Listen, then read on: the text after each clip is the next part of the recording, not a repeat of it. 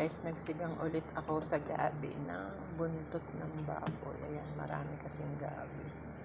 Ayan, dami itong gabi nilagay ko guys. Nalalaki, yung iba dinurog ko. So, ayan. Gabi, sitaw, tsaka kangkong lang yung ating gulay. Di ko na nilagyan ng okra.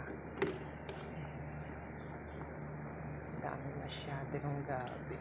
So, yan, lagay na. Okay na yung timpla niya, guys. Lagyan natin ng kangkong.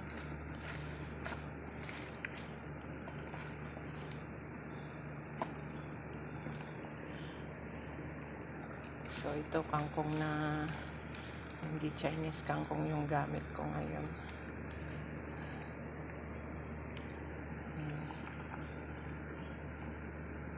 Almost na ito.